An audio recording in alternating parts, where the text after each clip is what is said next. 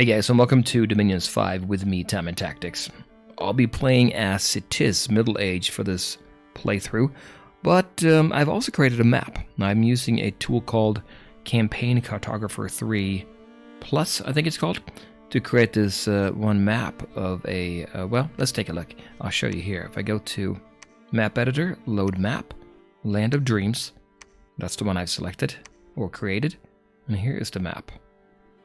So for this world, we have a continent here in the center, and there's a couple of different islands to the south, and then one island to the north. Let's take a look and see what we have here. So as you can see, the center of the map is dominated by this mountain chain, and that mountain chain is cold. You can see that by the symbol right here, the symbol right there. So it's cold everywhere there. Cold here. There's actually a cave over here as well. You're going up, yep, you can see it's all cold over here. And that means it's going to be difficult to get through. As you can see here, we need to have, to get a safe passage, we need to make sure it's hot in both locations there. But there is a spot you can get through, and that is over here. Through here, it's possible to go from one side of the mountain range to the other side. But elsewhere, it's a little bit difficult. Okay, so that's the mountain. Well, if you look at the mountain now, there is one location here I want to point out, and that's this one here with this little tower. And it is a province with a lot of magical sites. It also will have a Throne of Ascension there if there is enough for there to be a Throne of Ascension there, if you select enough, is what I'm trying to say. And so that's the mountain chain. To the north of that, we have some forest and some farmland. There is a town over here, and you'll find on this map that all the towns and villages here will be marked as, almost all of them, not all of them, will be marked as large provinces, even though they may not be large. The game, the game considers large and high population the same thing. In my case, it's not really large, but it still has high population because of that town. This one here is not a large one, but the two over here, they are large, and other towns as well. Down here, let's see. This one is actually, this one is also large, this city down there. And then we have on the island, I believe I have another town there. Yeah, that's true. And then there is a, did that say this fortification? No, it's not large. But this fortification has another mountain that has a many magical sites. As you can see here, many sites. Now this red symbol here shows that you cannot start here, so you will never be placed on this island. There is a Throne of Ascension here as well. So going down to the other islands, you cannot be placed here either. And yeah, there's another large province there, large as in high population. There's another throne down here as well, and it's hot down here, but you cannot be placed here either. We have a river that runs from the south by this town all the way up to the mountain range. So to cross that, you're going to have to either be able to swim or you have to wait till they freeze over in winter. And the hot areas, they go down here along the coast, from the desert down to the wasteland, down to the jungle. And there's some hot areas down here too on the island. There's a desert down there, and there's some jungle, and on this island as well. And I think I'm getting pretty close to, that's it. Well, I did try two different ways of doing the, I didn't actually realize it, but I did two different ways of setting up the swamps. There's a swamp over here. These two provinces. This is also a swamp. I think I like this look better, right? And what else do we have? Well, that's pretty much it. So I've already marked out how many Thrones of Ascensions is that? One? Oh yeah, we have a couple in the ocean too. One here and one down there. But we have, so we have 1, 2, 3, 4, 5, 6. So if you have more than 6 thrones, there's going to be additional thrones put in on the map. If you have exactly 6, you're going to have these. But if you have less than 6, some of these will be there, some won't. And that's pretty much the map. Let's go ahead now and jump out. And I think what we'll do is we'll take a look at the let's take a look at the units for Satis. And we'll do that by creating the map right now. Let's go ahead and create a world. I'm going to pick Land of Dreams. And here's the information about that. And I think I already told you about this here. Oh, and I didn't tell you about the recommended number of thrones. So here is what I suggest. 5 level 1 thrones, 2 level 2, and 1 level 3. So that would be a total of 8 thrones out there. And you need 8 points as well. But there are 12 available, so you don't need everything. And yeah, I think that's it. Let's go ahead and select that map. I'm going to call this, what do we call it? Land of Dreams, YouTube. Let's call it that. Alright, we're going to go for Middle Ages, like I said. And we're going to be Satis here. And then, now the map is meant to be played for between 3 and 7 land nations and 1 and 3 ocean nations. I'm going to go for, I think, 4. Why 4 land nations? Well, because I want to have a little bit of room to expand on the map, on the continent. Remember, you're not going to start on the islands, so you only have that to work with, the actual continent itself. But you can go to 5 if you want to. And then we'll do 2 of the water nations as well. And I'm just using the commands, the hotkeys. If you don't know, you press the question mark. So backspace to delete, Shift L. You can do Shift L to assign everybody to land. But here I'm going to pick 1 for random water nation. And I'm going to put everybody to difficult. We'll see how I do on that. And that's it. Right. Okay, Satis, what is that all about? Well, we're going to be lizards in a swampy area. So I think that means we're going to be starting in one of the swamp areas. Most likely, I don't think it's for sure, but we might. You know, so on the west coast or the northeast or in the east. So, what are they all about? Well, we have a Lizard King in charge, as it says here. He's going to be interesting. We're going to be using him for sure. He's going to be a good unit to control our soldiers with. But anyway, what is Statisticians all about? Well, we are somewhat slow in movement, and notice that after I went through the units, it's very true. We do have some protection from our thick hides, and an important thing about them is that we are cold-blooded. Being cold-blooded means that we get a negative modifier to our fatigue when we are in cold provinces. So we need to keep our heat in our provinces up high. That probably means we're going to go for heat 3 scale, I think. Plus 3 there. So we have partial resistance to poisons. And like we said, we prefer to live in warm provinces. So I'm just reading here. Also, there's one thing here we have that we need to keep track of, is that our domain. Wherever we have domain, we get an extra 1% of income per level of domain. So per candle that we have that belongs to us. Any enemy province where we have domain, they're going to lose 5% for every one of our candles. So we want to keep that number high. So high level of domain is going to be very helpful, I think. Also, if you're not cold-blooded, and if you're inside our domain, so if you're inside a province where we have at least one of our candles, they will start to suffer from disease. And I'm guessing they're going to suffer from more disease, enemy soldiers, if they're in, the higher our domain is. But any sacred units are immune to this effect. Any sacred units of ours, I think. So that means if we have something that normally wouldn't have cold blood, it's not going to be cold-blooded. It would still not be affected by that. So that's going to be very, very interesting to think about that, right? We want to make sure we have a lot of domain. All right, so going down to the list here, national features, heat scale +2 is what we want. We may go for heat 3 just to make sure we're up there.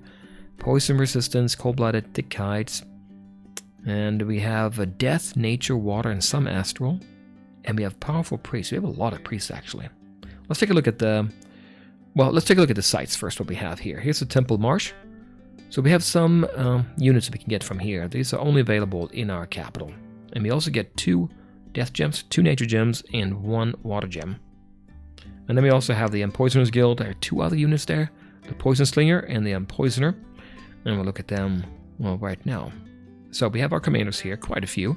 And we have our units. First up, I think we have a pretty good selection, with the exception of ranged units. We only really have 1, our Poison Slinger down here. So that's something to keep in mind. Everybody here is going to have poison resistance in some form.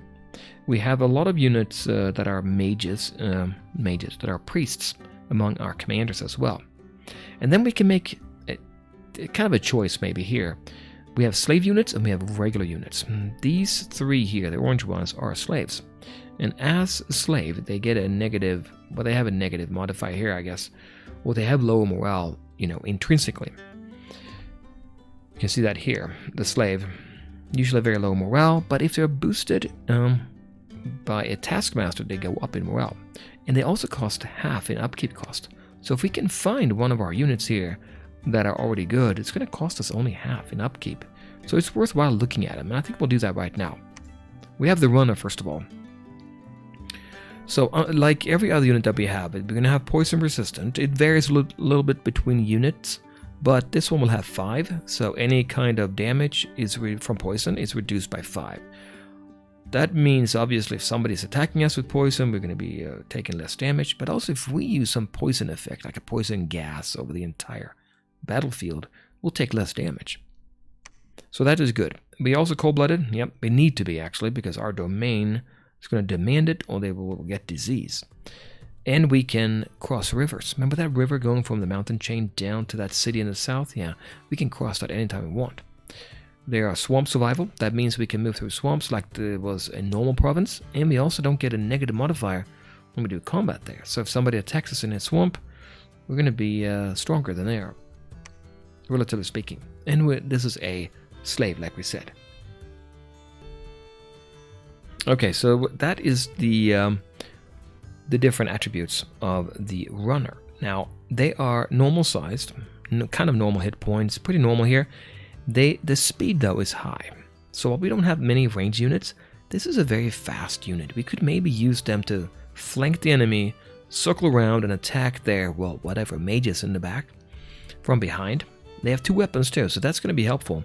Even though the damage is not that high, it's still decent, right? Spear and bite. Now let me just check here real quick. Let me take a look at the benefits of piercing.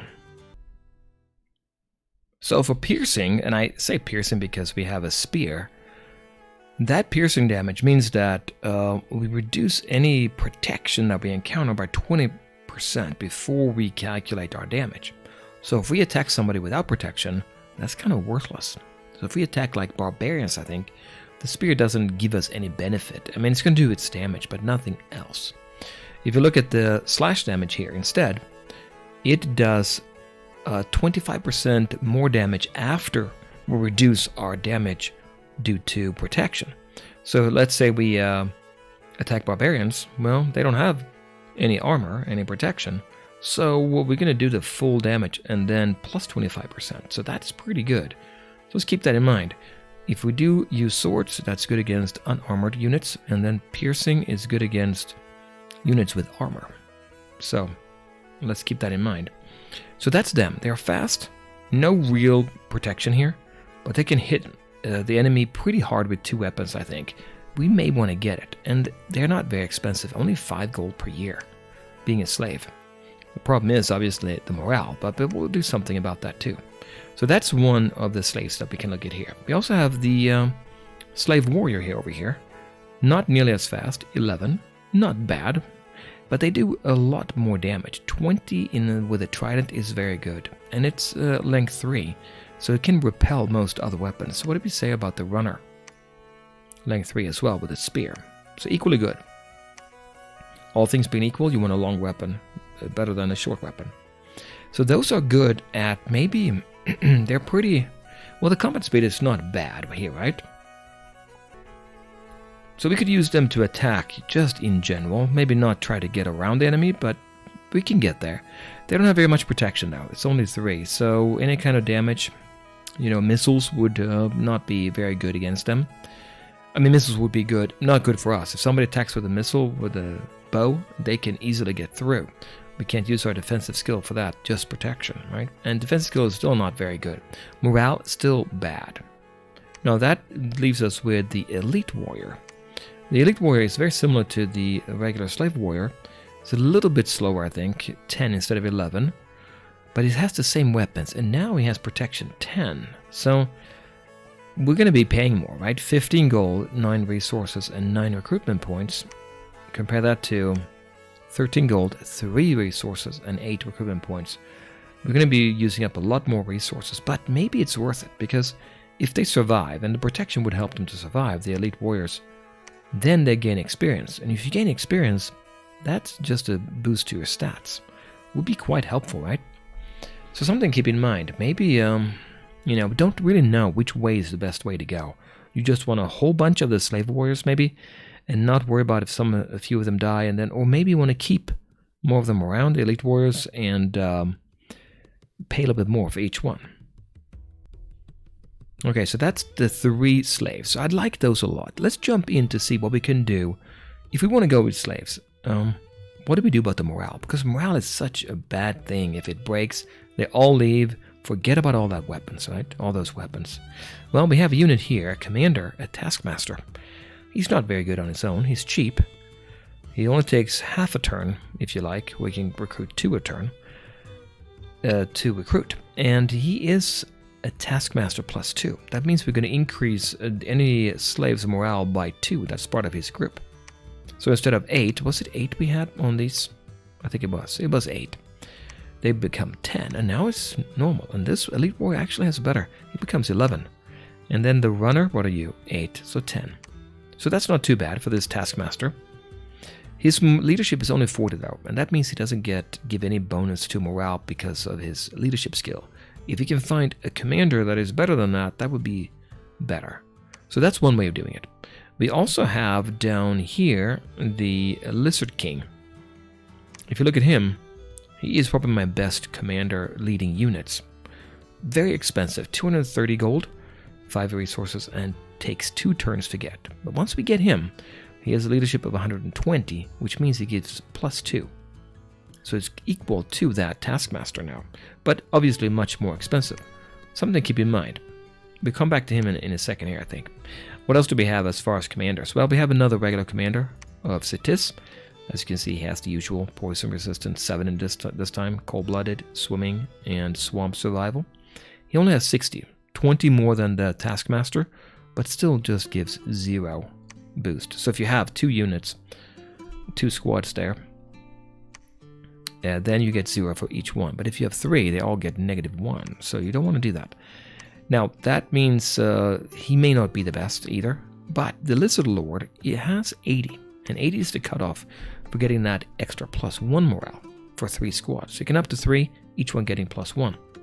That would be good for our slaves as well, right? And he is quite good. 18 protection, he's going to last. Defense, 13.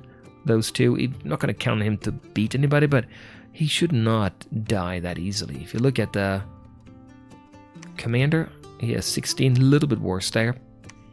So if you look at the price, 40 gold, 15 resources. This one here, 70 gold, 21 resources. I think the Lizard Lord would be better, right? I mean, all things considered, even though they're more expensive. But obviously, the Lizard King would be the best choice if we can get that. Okay, so that takes care of the morale. We can go for the morale here in that way, I think. That means we're going to get, if we have a Lizard King or if we have the Taskmaster, they're going to come up to normal values. What else can we do? Well, we can make sure our domain is where we fight. How do we do that? Well, we make sure we have our Pretender with a high domain score, and we have lots of temples, and we expand our domain and get a lot of candles. And once we have at least 1 candle, in a battle we have in a province like that, we'll gain 1 extra morale. So that would be an extra morale plus the 2 we already have. Now we're talking 3. What else could we do apart from that? Well, if you see, look at the Lizard King here. He is a level 3 priest. Level 3 priest can do something like Divine Blessing. But if he becomes level 4, he can cast a spell, a holy spell called Fanaticism. And that gives everybody on the battlefield that's part of our units +1 morale. So that would be 4 morale now, suddenly. So our domain +1, the Lizard King if he's level 4, and we have +2 from either the Lizard King or the Taskmaster. Now how do we get to level 4? We're only level 3. Well, he becomes the Prophet. If you're already level 3, you become level 4. So that would be pretty interesting, I think, if we can do that. So maybe we'll keep that in mind. It won't be for 1 army, but it would be a pretty good army, right? And he can have, how many squads? 4, with +2. So we can have a lot of these units here. Maybe 1 with the runner, and 1 maybe with Elite Warrior, possibly Slave Warrior, but we may want to keep something like a slave warrior. I'm thinking like, let's say you set up your army and you have this slave warrior, no armor at all, right? They don't have anything. And you're facing off against something like heavy cavalry. They come in with their lance, right? A one-shot deal. Maybe you have a few of these in there. They'll take out these slave warriors. But that's fine. They were just expendable anyway. And then behind them, we have the elite warrior that have armor. And now we can engage the cav. Maybe better, right? Because they can't use that lance. Possible. I'll see if I remember that. But maybe I can do that. Maybe that's a little bit too much detail, but we'll see.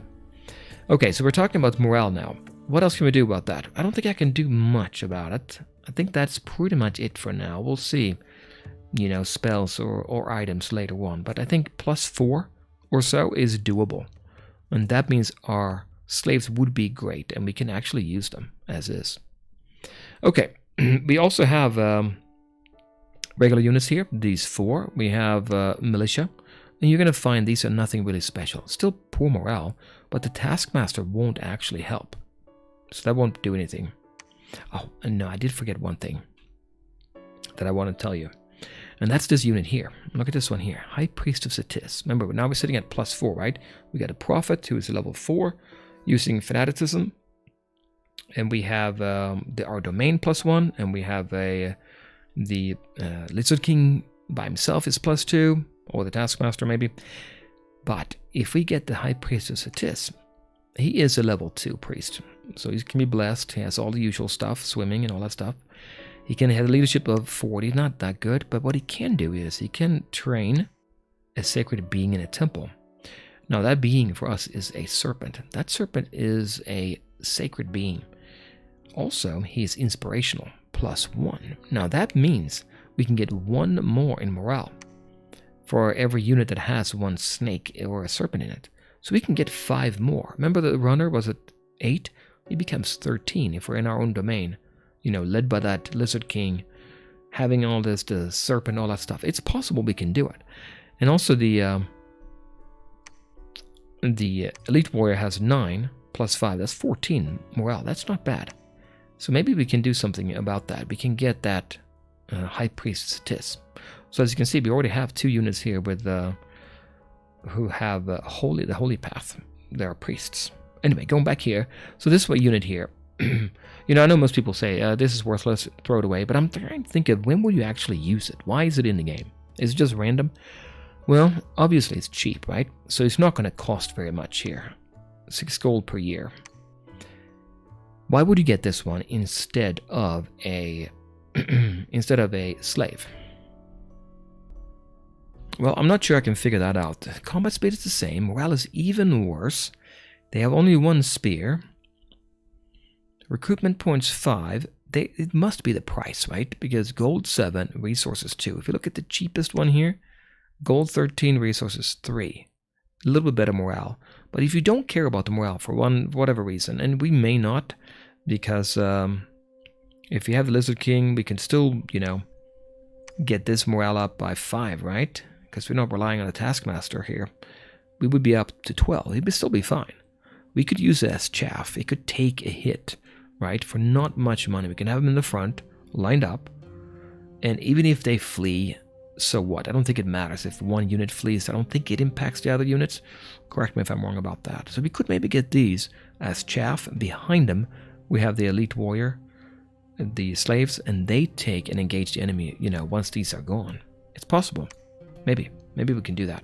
Anyway, so that's maybe the purpose for militia. Looking at the light infantry, next step up. Now we're talking a little bit better morale. 9 is definitely better. And getting, you know, in our own domain, all that stuff, we're getting morale up. We could do that. And it's also ranged. It has a javelin with a ammunition of 2. So twice they can throw that javelin. Range 10. And so we have very few units with range ability. It might be good.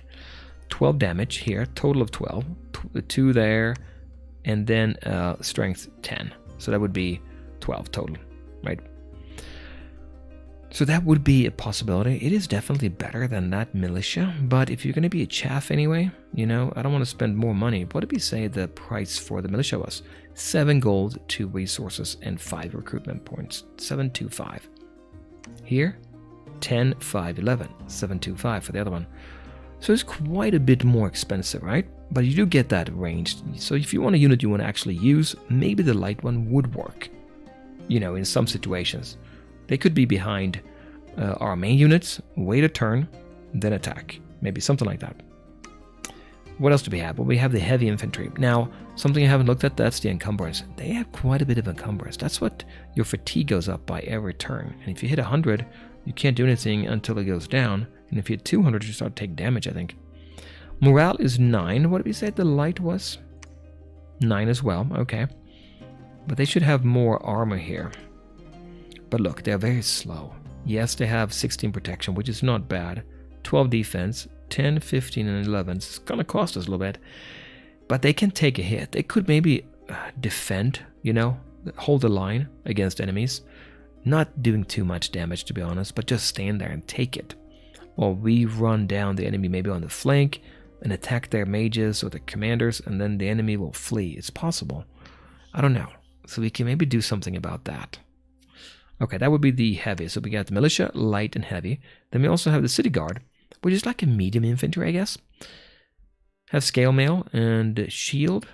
Same thing but spear, which is piercing. So that's good to attack units that have armor. So if you're facing units without armor, piercing is not the best. You want, you know, swords for that. Okay, what else do we have on them? Well, they have one ability here that we haven't seen before, and that's castle defense bonus. So they would basically be twice as good as anybody else at defending a castle, which, you know, sounds good, but when do you ever plan on defending, right? Do you sit there and say, well, I'm going to hang back and wait till they attack me? Maybe not, right? So we should be focused on expanding. Maybe we'll have some in an important location. It's possible. They have decent protection and defense there, right? So that's them. That's our regular units. So now we know all about the slaves and the regular units. Oh, we missed one regular unit. The Falconeer. He is good, but I'm not sure what to put this one. So we have, it's 13 gold, 17 resources. Quite a few, right? This one here has 2 attacks, which is very good, and they're slash damage. Unlike all the piercing we did before, slash will give you 25% extra damage. You can probably see that here. We have 8 plus 10. Oh, no, we don't see the numbers here, but okay, so that's 18. He does 18, but then he does 25% more damage after protection.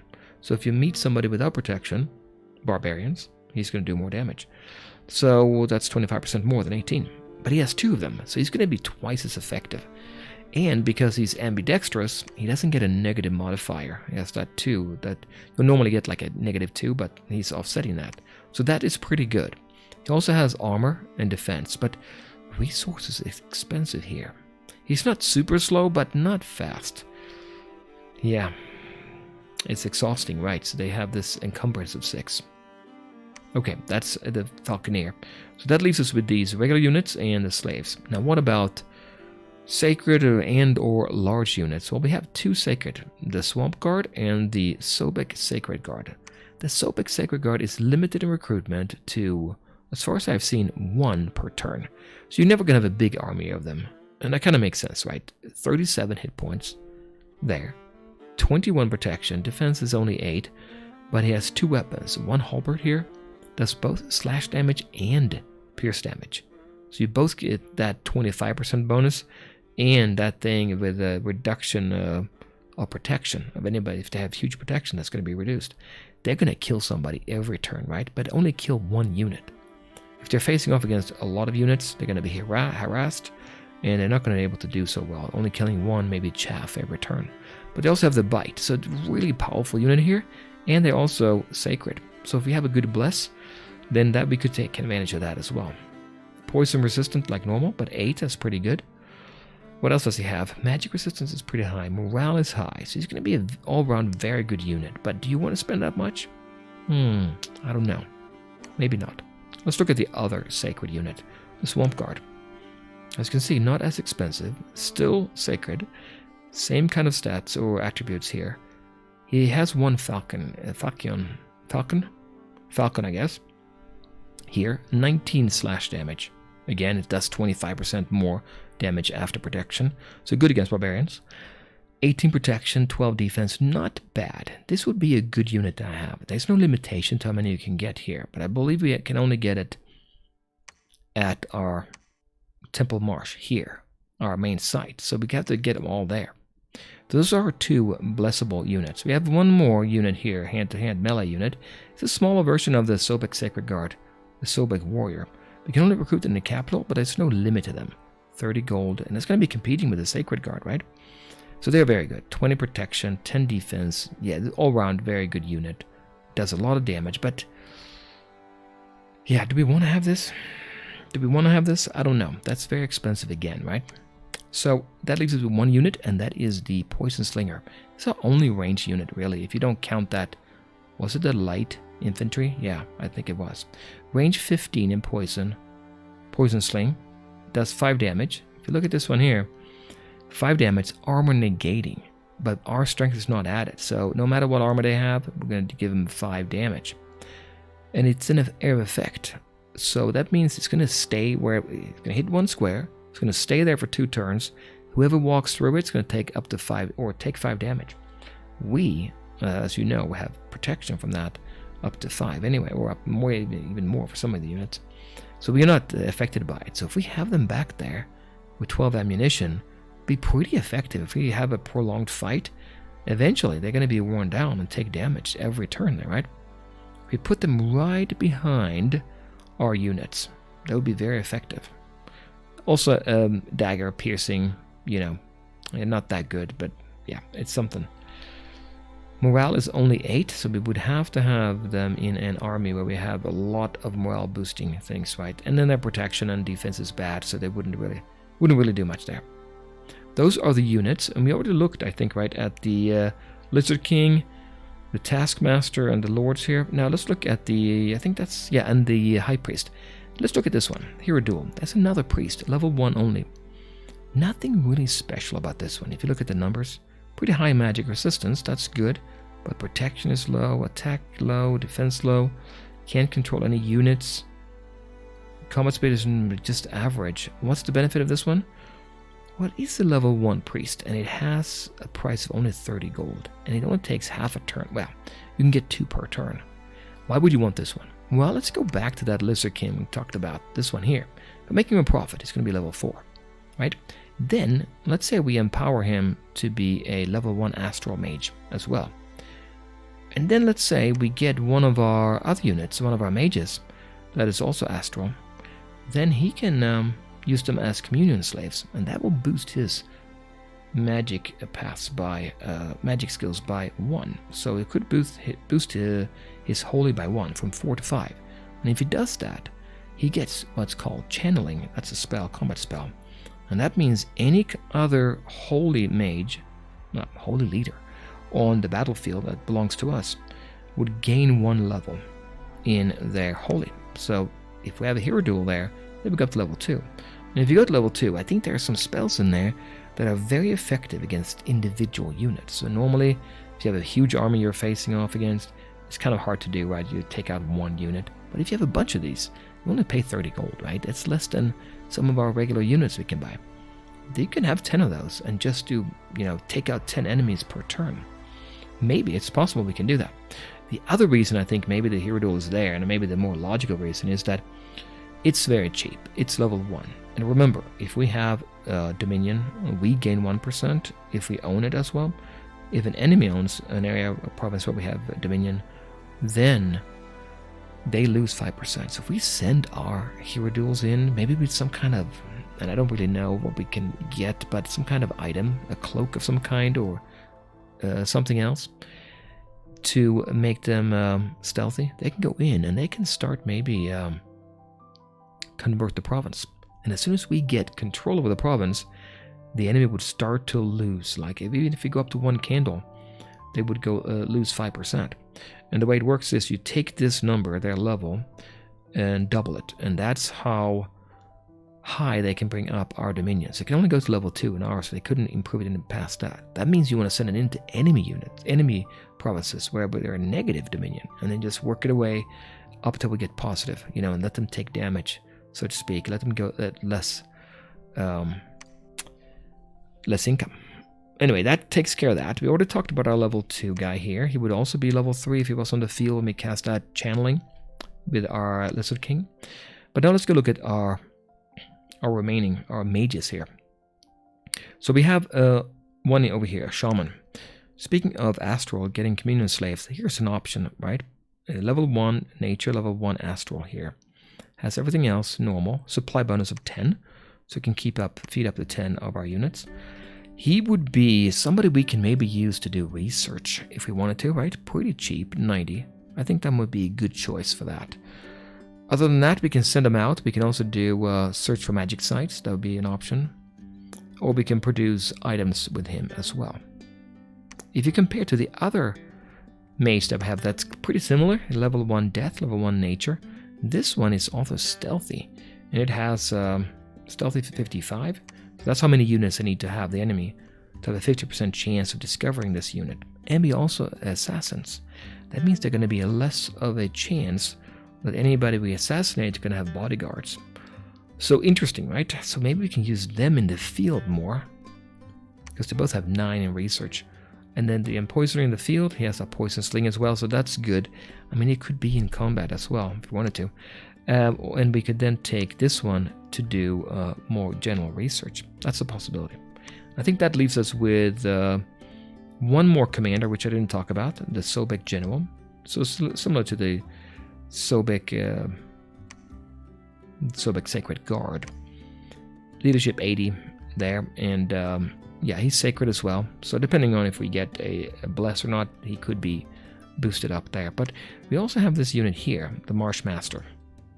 And that's our big mage, right? Level 1 water, level 2 death, level 2 nature, and you also get another one of those water astral death or nature. And maybe we'll get another one of them as well there, 10% chance. So we could definitely take them and look for magic sites. I think that would be good. That would be very helpful. Yeah, I think we'll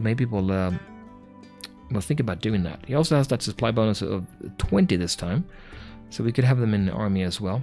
Other than that, they're not very good at fighting, obviously, right? Leadership is only 10, so they can't really command anybody. And that takes care of the units, and I realized I've gone way past time here.